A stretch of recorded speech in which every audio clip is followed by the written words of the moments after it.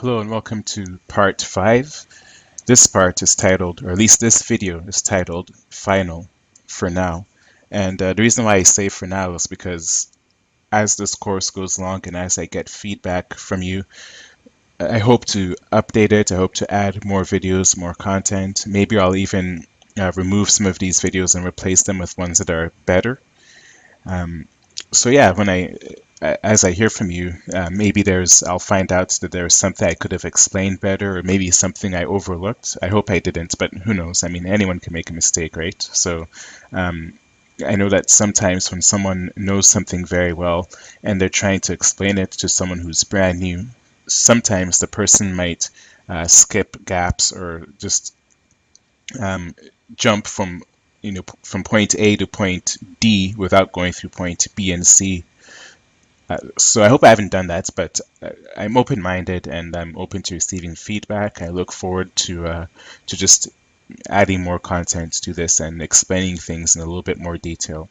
So having said that, in this particular video, what I want to do is eventually take you on an inside look at one of my sites, at the ScalpMed site. I want to show you like the plugins that I use and explain some of the settings and show it to you from inside of the WordPress admin section. But before I do that, I just wanted to give you a little quick blurb about video creation. You can have a simple slide presentation made that lasts about 2 minutes, and that's 2 minutes is good. It's something doable. You can outsource it, and it's a good enough time span that it can whet the appetite of someone who's looking to get your particular product or service. Now you can have one person make the slides, another person do the voiceover, and another person make the recording, or you can do the recording. So what you can do is you can have one person create the voiceover, another person make the slides, and you can use a video recording software to combine the two. Now, if the company doesn't mind you creating a video about their product, you can create a YouTube channel and begin uploading short video presentations that you've created or that you have had created. I'll show you an example of this. But at the top of your description area, you have a link to your site. Then you have some text in the description. So let me show you an example right now. So here we are in YouTube, and we're looking at this particular video. It's called, well, the keyword is GenuCell. So notice that the keyword is in the name of the title. And I also encourage you to have the keyword in the name of in the file name itself when you have the raw video. So it'll be like something like product name.mp4.flv. That also helps with rankings. The channel name is also called GenuCell, so that helps. And there's some benefit to it. Like it talks about how it gets rid of wrinkles, bags, and puffiness. So something that people want to know, or that, in this case, women would want to know. Now, I said that it's good to have a link in the top of the description area, and that's what I meant here, like http://genucell.org. And there's some text here too.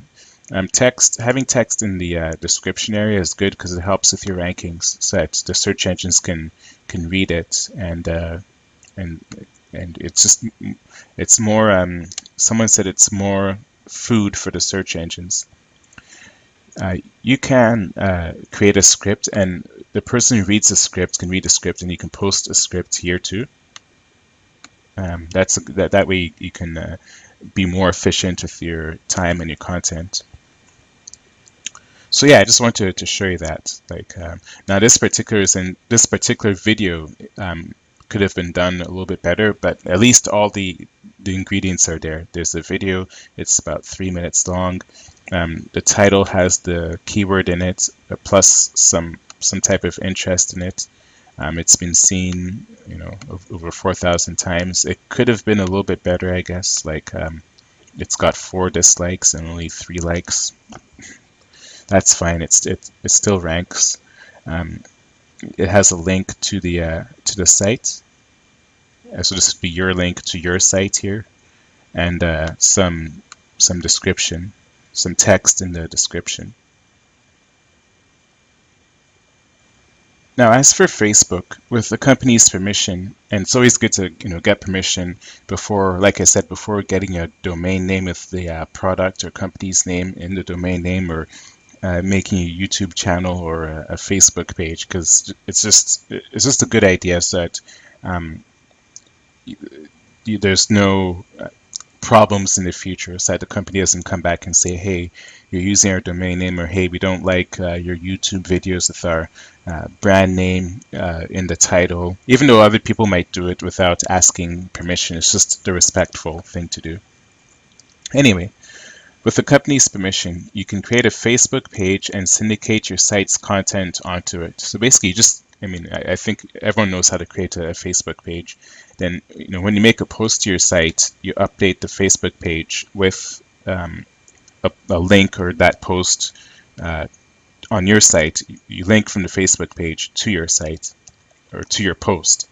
And that way, what it does is when you have YouTube and Facebook links going to your site, you have to, I'm sure you know by now that YouTube and Facebook are very popular, authoritative sites. So they help to get your content more exposure, plus the links also help with your search engine optimization. So those are two simple platforms that you can use to really increase your site's visibility. It might be a little bit more difficult to do this in a very competitive marketplace, but again, if you pick your keywords very well, which is what I've shown you, these can only help you to basically earn more money. So let's take a look at my site. So again, this is my my website that you've seen before. I encourage you again to come and take a close look at it and just read it and think of all the keyword variations that it targets. So here it says Scalp Med reviews. That's a keyword. It mentions reviews again in the like at the end of the title. Some people want to know if it works for women, if it works for men. Reverses hair loss is a keyword. Let me see if I can make this a little bit bigger for you.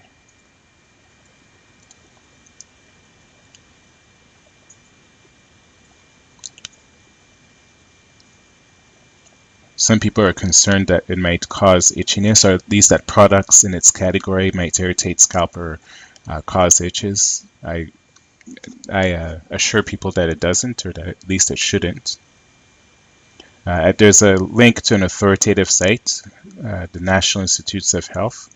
That's good. It's good to link out to an authoritative site because it shows that you're associating yourself. Well, I shouldn't say associating yourself, but it shows that you've done your research. If I link to Medicine Plus, that shows that there's research that's been done, and it sort of places my site in almost the same caliber of site that my hard disk is starting to get full. Okay, anyway, in the same category of sites that that this site is in.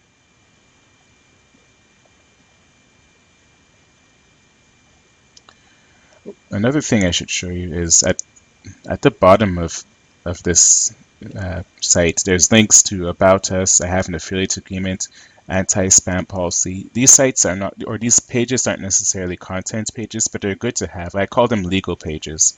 Almost every single legitimate website has them. About Us, affiliate agreement, anti-spam, contact us, DMCA, external links policy, privacy policy, terms of use.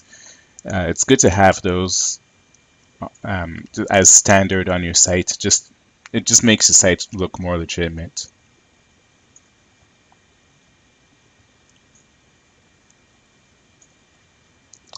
So that was important to cover. Now let's go into the inside of the site. Okay, so this is the WP admin area. I'm on the posts page, and I have many posts in this site. But what's probably more important is something I don't want to overlook are the plugins. Not that they're absolutely critical, but I just want to show you some of the plugins that I use. I use Akismet, and some of these plugins are experiential. Um, and if they're not activated, like if it says activate, then it's not activated. I'm not currently using them. Google XML Sitemaps is good to use. Hello Dolly comes automatically, but I don't really use it. P1 Rank Me is not, it's a recent addition. It's not really something that you need. Platinum SEO Pack, WordPress SEO, they help to optimize your site. You can play around with them. W3 Total Cache, I'm not sure if I need it anymore right now, but it's there. It just helps to ultimately help to make your site go faster or load faster. This is good to have, WordPress database backup. Basically, it creates and it can send you backups of your site, so in case anything happens, you can more easily restore it from a backup. So those are the plugins. As for settings, if we go to reading,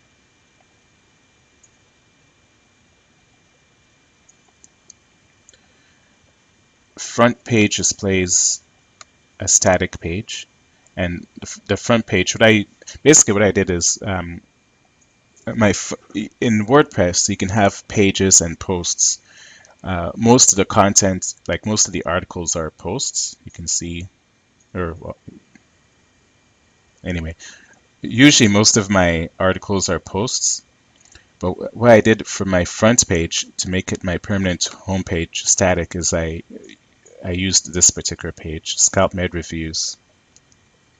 And that way, because WordPress usually is a constantly changing platform, I wanted the home page to be a sticky page, basically. So that's what I did.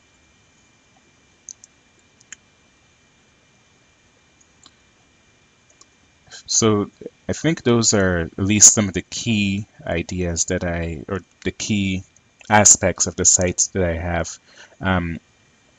You can click on this to discourage search engines from indexing your site.